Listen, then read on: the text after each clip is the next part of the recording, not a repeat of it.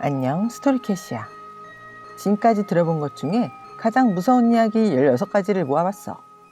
그럼 시작할게. 첫 번째 이야기. 어느 늦은 밤이었고 한 지하철 안에 세 사람이 나란히 앉아 있었대. 두 남자 사이에는 여자 하나가 무표정하게 앉아 있었고 두 남자는 마주 앉은 어떤 10대 여학생을 쳐다보고 있었어. 다음 역에서 어떤 회사원이 이 지하철 칸에 들어와서는 그 여학생 옆에 앉았대. 시간이 조금 지나서 그 회사원은 여학생에게 쪽지를 하나 건네줬는데 쪽지를 펴보니 다음 정류장에서 내려야 해. 날 믿어줘. 라고 적혀 있었대. 다음 정류장에서 두 사람 다 내리는데 갑자기 앉아있던 그 두 남자가 그들을 잡으려고 했대. 다행히 그들을 피해 둘 다 열차 밖으로 나왔고 그 회사원이 여학생에게 말하길 중간에 있던 그 여자는 이미 의식이 없었어.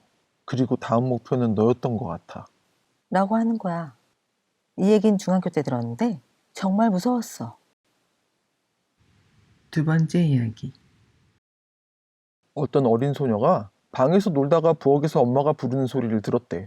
그래서 엄마에게 가려고 급하게 뛰어서 계단을 내려가고 있었는데 계단 밑 창고문이 열리면서 손이 나오더니 소녀를 끌어당겼대. 알고 보니 그 손은 엄마였어. 창고 안에서 공포에 찔린 엄마가 소녀에게 이렇게 속삭였대. 부엌으로 가면 안 돼. 나도 그 소리를 들었는데 그건 내가 아니었어. 세 번째 이야기. 내 친구가 얘기해 준 건데 어떤 여자가 온라인 데이팅 사이트에서 어떤 남자와 데이트를 했대. 같이 식사를 하고 나서 그 남자가 계속 그 여자한테 자기 집에 같이 가자고 해서 거절했대. 그래서 그들은 그냥 거기서 키스하고 헤어졌다는 거야. 며칠 후에 그 여자 입술에 이상한 트러블들이 생기기 시작해서 병원에 갔는데 병원에서는 무슨 부패 중인 시신에만 생기는 세균 같은 데 감염된 것 같다고 하더라고. 그리고 경찰에서 그 남자의 집을 조사하니 내구의 시신이 발견되었대. 취향이 그렇고 그런 변태 같은 남자였나 봐. 인터넷에서 사람 만나는 거 조심해. 네 번째 이야기. 남부 일리노이의 어느 시골에서는 한 장난감 회사가 실제 아이처럼 보이는 인형을 임신한 여성들에게 팔았었대. 근데 임산부가 아이를 낳고 나면 그 인형이 끊임없이 울기 시작했다는 거야. 광고에서는 인형을 흔들면 울음이 그친다고 했는데 실제로는 그게 잘 안 됐대. 갈수록 울음소리가 더 심해져서 그 인형을 때려야 소리가 멈추었지만 생각보다 엄청 세게 때려야만 겨우 멈출 수 있었대. 결국 많은 사람들이 인형을 조용하게 만들려고 인형 머리를 벽에 부딪혀야 했다고 하더라고. 그 시절에 지역 이웃들이 어떤 집을 아동학대로 신고해서 경찰이 출동했었는데 경찰이 그 집에 들어서자마자 벽이나 바닥에 끔찍한 아기의 잔해가 여기저기 흩어져 있었다는 거야. 집주인이던 여자는 태연하게 그냥 멍청한 인형을 처리했다고 말하면서 팔에 아기 모양의 뭔가를 품고 흔들고 있었다고 하더라고.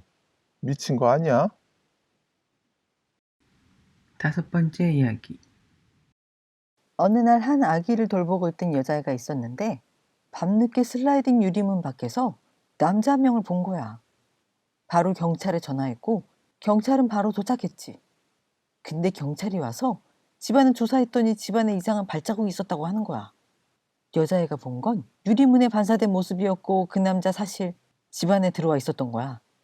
소름 끼치지 않아? 여섯 번째 이야기. 내가 아는 여자애가 겪었던 얘기야. 그녀가 혼자 집에 있을 때 부엌 바닥에서 지하실로부터 똑똑똑 한 소리를 들었대. 파이프 누수인가 싶어서 집 전화로 아빠한테 전화했는데 아빠는 크게 신경 쓰지 말라고 했대. 근데 그녀가 전화를 끊자마자 핸드폰이 바로 울리는 거야. 받아보니 아빠였는데 아빠는 경찰 불러. 나 방금 전화할 때 남자의 숨소리가 들렸어. 라고 외쳤어. 여자애는 급히 집 밖으로 뛰쳐나가서 경찰에 전화했는데 경찰이 와서 지하실을 조사했더니 거기엔 마체티를 든 미친놈이 숨어 있었어. 그놈은 그녀를 지하실로 유인하려고 일부러 물 떨어진 소리를 내고 있었다는 거야. 그녀가 그 소리를 듣고 그냥 지하실로 내려갔다면 다시는 올라오지 못했을지도 몰라. 일곱 번째 이야기. 우리 엄마 이야기부터 시작할게. 엄마는 9명의 형제자매 중 하나였고 어릴 적 부모님과 친척 절반 정도가 미국 동부에 이사 갔다고 했어. 하지만 그 이사 간 집이 너무 이상한 느낌이 든다고 엄마 형제 자매들이 말하기 시작하는 거야. 아무도 없는데 위층에서 달리는 소리가 들리고 아무도 없는데 흔들의자가 흔들리기도 하고 그런 이상한 일들의 연속이었대. 그렇게 지내다가 어느 날 할머니는 병원에서 뇌암 판정을 받으셨어. 할머니는 수술 후에 집에서 회복 중이셨고 엄마의 이모는 할머니의 병간호를 하고 있었지. 그때 할머니는 전혀 걷질 못하셔서 완전 침대에 누워만 있으셨거든. 근데 수술한 머리를 휴지로 만지작거리는 안 좋은 버릇이 있으셔서 휴지는 항상 방 건너편에 뒀다고 하더라고. 그때 엄마가 할머니 식사를 가져왔는데 할머니는 엄마에게 휴지를 달라고 부탁했대. 엄마는 안 좋은 버릇이니 안 된다고 말했어. 그리고는 할머니가 대신 물을 달라고 하셨지. 엄마가 물을 가지러 갔다 오니 할머니가 휴지로 머리를 만지고 있으신 거야. 그걸 보고 엄마는 휴지를 뺏고 다시는 그러지 말라고 했는데 그제서야 엄마는 할머니가 침대에서 일어날 수 없다는 걸 깨달았대. 그래서 엄마는 할머니에게 엄마 이거 어디서 난 거야?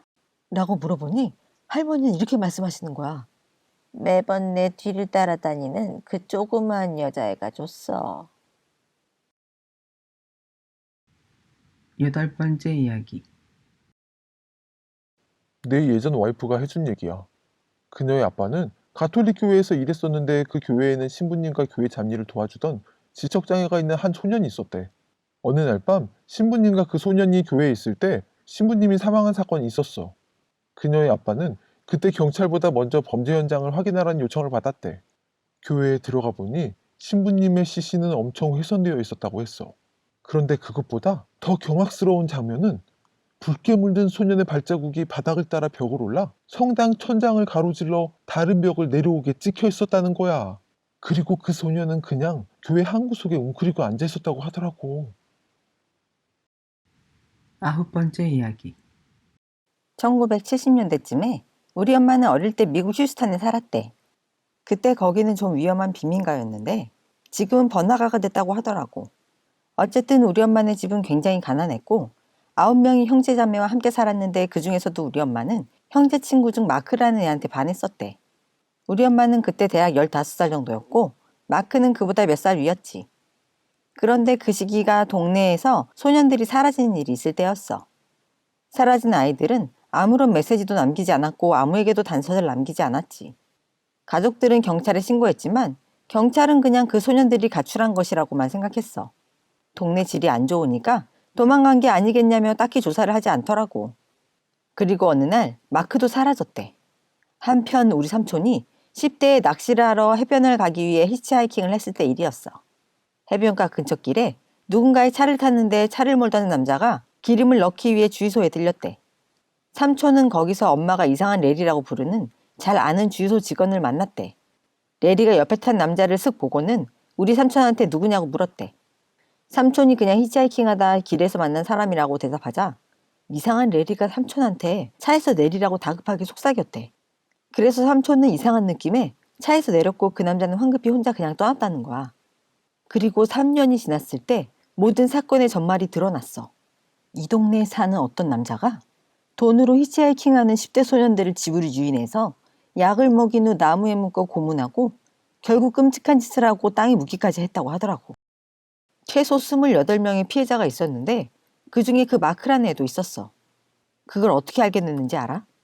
어떤 10대 소년 둘이 그 범인을 제압하고 탈출한 다음에 경찰한테 알려주고 시신들이 묻혀있는 곳까지 안내해줬다는 거야. 이젠 우리 삼촌이 그날 낚시 가려고 했을 때 누가 차에 태워졌는지 말 안 해줘도 알겠지? 이상한 레리 덕분에 삼촌은 무사했어. 10번째 이야기. 내가 읽은 로버트 엘스타인의 소설 중에서 진짜 무섭게 느껴진 게 하나 있어. 대충 이런 내용이야. 제리라고 하는 애가 편도선 수술을 받으러 병원에 입원했대. 침대가 여러 개 있는 병실이었는데 제리 옆 침대에는 벤이라는 애가 입원해 있었대. 사람들이 그를 벤이라고 부를 때마다 그 애는 난 벤이 아니야 라고 계속 말하더래. 벤의 엄마는 제리에게 벤이 다리를 절단해야 해서 그렇다고 알려줬어. 벤은 당연하게도 다리를 절단하고 싶어 하지 않았거든. 그런데 벤이 수술하는 날 밤에 간호사가 와서 제리 침대로 다가가 차트를 쓱 보더니만 벤 여기 있었구나. 하면서 제리를 수술방으로 데려가려고 했어. 제리는 나 벤 아니라고요 라고 말했는데 다른 간호사가 아, 그 애는 항상 같은 얘기래. 자긴 벤이 아니라고. 라고 말했다는 거야. 그래서 제리가 벤 침대를 보니 벤이 침대에 앉아 미소를 짓고 있었다고 하더라고. 11번째 이야기. 야생곰한테 살아있는 채로 먹히는 동안 엄마한테 전한 그 여자 얘기 들어봤지? 여기선 그냥 곰에게 먹히는 게 무서운 게 아니라 수화기로 딸이 도와달라고 비명 지르는 게 들리는데 아무것도 할 수 없는 게 더 무서운 것 같아. 우리 동네에도 비슷한 일이 있었어. 어떤 모녀가 있었는데 어느 날 딸이 운전하면서 엄마하고 전화 중에 심한 말다툼을 했대. 그러다 그 딸이 몰던 차가 전복돼서 사망한 거야. 엄마는 전화기로 딸의 처참한 마지막 순간을 소리로 다 들었대. 나도 그 얘기 듣고 한동안 속이 울렁거렸었어. 12번째 이야기. 어떤 10대 소녀가 금요일 저녁에 베이비시터 알바를 하러 갔대. 그 집은 아이가 둘이 있었고 부모님은 밖으로 나가서 자정쯤에 돌아올 예정이었대. 그래서 소녀는 아이들을 9시쯤에 세우고 그냥 TV를 보고 있었대. 그런데 갑자기 창밖에서 누군가 걸어가는 걸 발견하고 소스라치게 놀랐다는 거야. 그래서 경찰에 바로 전화했는데 경찰이 집에 와서 주변을 둘러봤지만 이상한 건 아무것도 없었대. 경찰은 TV 불빛이 창문에 비친 거 아니냐고 했고 소녀도 그런 거라고 생각했어. 소녀는 그냥 안심하려다가 그래도 혹시 모르니 그냥 집안을 한번 둘러봐달라고 했대. 경찰은 좀 귀찮아하면서도 집안을 둘러봤는데 작은 아이 방을 확인하니 침대 밑에 한 남자가 숨어 있더라고. 그의 정체는 그 아이들의 친아버지이자 엄마의 전 남편이었대. 소녀가 창밖에서 봤던 건 그가 아니라 소파 뒤로 걸어가는 그 남자가 유리에 반사돼서 보였던 거였어. 13번째 이야기. 어떤 남자가 항상 다니던 고속도로를 놔두고 그날은 왠지 산길로 가기로 마음먹었대. 그냥 왠지 갑자기 가고 싶어서 그랬다는 거야. 이미 해는 저물어 가고 있었지만 그곳 경치는 진짜 환상적이라고 하더라고. 그런데 갑자기 목 뒤쪽이 차가워지는 느낌이 들었다는데 그냥 산의 찬 공기 때문이겠지 하고 넘겼대. 근데 앞에 정면 충돌한 차량 사고가 나 있는 게 보여서 차로 천천히 옆으로 다가갔대. 사람들 몸이 여기저기 흩어져 있었는데 움직이지 않고 있었고 부상을 보니 중상인 것 같더라고. 그 남자는 그들을 도와야겠다고 생각했지만 뭔가 계속 이상한 느낌이 들었다는 거야. 어쨌든 사고 현장에서 앞으로 좀 더 나아가서 차를 세우려고 했는데 정차하기 직전에 확인차 백미러를 봤대. 그런데 사고 났던 사람들이 모두 자리에 앉아서 그의 차를 바라보고 있었다는 거야. 그 눈들이 거울 속에서 구슬같이 빛나고 있었다니까. 그런데 그게 끝이 아니었어. 갑자기 주변의 나무와 사고 현장 사이에서 어떤 사람들이 나타나서 길을 에워싸기 시작했다는 거야. 그는 패닉해서 급히 차를 다시 출발시켰대. 그 사람들이 차에 접근하기 전에 그는 미친 듯이 달려서 산길을 내려갔다고 하더라고. 그 후로 누구도 그를 따라오진 않았다는데 그는 그때의 경험이 너무 무서워서 차에서 내리기 전에 항상 백미러를 확인한다고 해. 14번째 이야기. 이건 내 얘기는 아니고 우리 큰이모가 얘기해 준 거야. 예전에 우리 친가 식구들은 쿠바에 살고 있었고 거기의 여름은 진짜 더운 여름이었대. 거기 집에 에어컨도 없어서 보통 창문이나 문을 열어두고 자는 편이었지. 그런데 어느 날 밤 이모와 자매들과 함께 침대에 누워 있었대. 다른 자매인 작은 이모가 같은 방에서 잘 거라 생각했는데 그날 밤 다른 방에서 잤대. 그날 밤 9시쯤 큰 이모는 집안 거실에 그림자가 떠다니는 거 발견했다고 했어. 방문을 다 열고 잤기 때문에 무언가 이동하는 게 잘 보였다는 거야. 인간 같았지만 키가 대략 3m 정도였고 그 아래는 긴 로브 같은 옷을 입고 있어서 다리가 보이질 않았대. 이모는 그게 뭔지 알아차리고 아이들을 깨우지 않으려고 조용히 누워 있었대. 그때 그림자가 복도를 지나 큰 이모의 방으로 들어왔대. 근데 그 얼굴이 아주 창백한 여자의 얼굴이었는데 크고 빨간 입술에 레게머리 같은 머리카락을 하고 있었다는 거야. 두 눈은 검게 그림자로만 되어 있었대. 그게 방을 나가서 다른 방으로 들어갔는데 그게 무슨 짓을 하고 있는지 전혀 모르겠더래. 마지막에는 그게 그냥 앞문으로 나갔다고 하더라고. 이모가 제일 무서워했던 순간은 다음날 그 작은 이모가 사망한 상태로 발견됐을 때야. 아무 소리도 듣지 못했는데 그 전날 밤에 누워있었던 자리에 그냥 사망했다고 하더라고. 다른 식구들은 그게 심장마비라고 생각했지만 이모는 그게 어제 그 죽음의 그림자 때문이라고 믿고 있어. 15번째 이야기. 진짜 믿기 힘들 정도로 미친 일이 하나 있었어. 우리 사촌이 밴드 활동하면서 여기저기 다녔었는데 일리노이 지역에서 온 다른 밴드를 만나러 간 적이 있었대. 보통 밴드 애들은 돈이 별로 없어서 공연하고 나면 밴드들이 제공해주는 집에서 자곤 했거든. 그런데 한 팬이 막 진짜 관심 있게 다가와서 자기 집에서 재워준다고 하는 거야. 그 팬의 부모님은 교회 활동을 많이 다니셔서 자주 집에 없었대. 밴드 멤버들이 궁금해서 부모님이 선교 활동을 하시냐고 물었더니 그냥 어색하게 웃기만 하고 대답을 피하더래. 그날 밤 밴드 애들이 배고파서 그 집 냉장고 안을 뒤져서 뭘 먹을까 생각했다가 그건 너무 선을 넘었나 싶어서 그냥 참았대. 그런데 며칠 후에 뉴스에서 보니까 부모님을 토막내서 냉동실에 넣은 아이가 경찰에 잡혔다고 하더라고. 그게 바로 그 밴드 멤버들이 묵었던 집에 그 소년 팬이었어. 그때 그 냉장고 안을 뒤졌으면 분명 그들은 팬의 부모님을 발견했을지도 몰라. 잘 포장된 채로. 16번째 이야기. 작년에 나랑 같이 일했던 놈이 하나 있었어.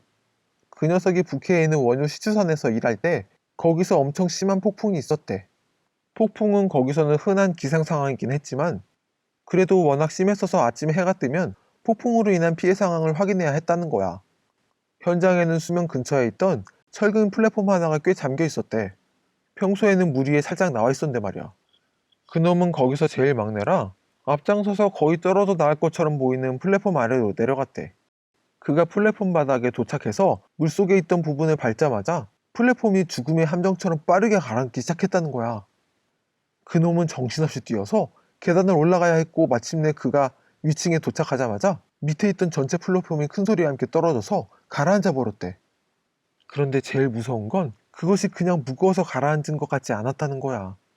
마치 뭔가 큰 괴물이 밑에서 그것을 잡아당기다가 부러뜨린 것처럼 보였대. 그 무언가는 그놈이 물에 발을 딛자마자 그런 것처럼 보였다는 거야. 마치 함정이었던 것처럼. 그 후로도 이상한 피해를 자주 입었다고 했어. 이유 없이 금속 사다리가 부러지고 파이프가 잘려나갔어. 폭풍이 일어날 때면 특히나 그랬고 심지어 가끔씩 사람들도 사라졌대. 그게 제일 심각한 일이었어. 그놈은 미디어에선 그들이 기름 누출 때문에 그 장소를 폐쇄해야 했다고 얘기했대. 하지만 그게 진짜 이유는 아니었지. 결국 그 장소 전체가 가라앉을 것 같다고 하는 거야. 그리고 같은 일이 북해의 다른 장소에도 몇 번이나 일어났다고 해. 지금까지 들어본 것 중에 가장 무서운 이야기 16가지를 들어봤어. 어떤 이야기가 제일 무서웠어? 난 13번째 이야기 번역하는데 진짜 후덜덜하더라고. 재미있었다면 구독, 좋아요도 꼭 잊지 말고 혹시 이런 경험을 해봤다면 알려줘. 다음 시간에 다른 이야기로 찾아올게. 안녕.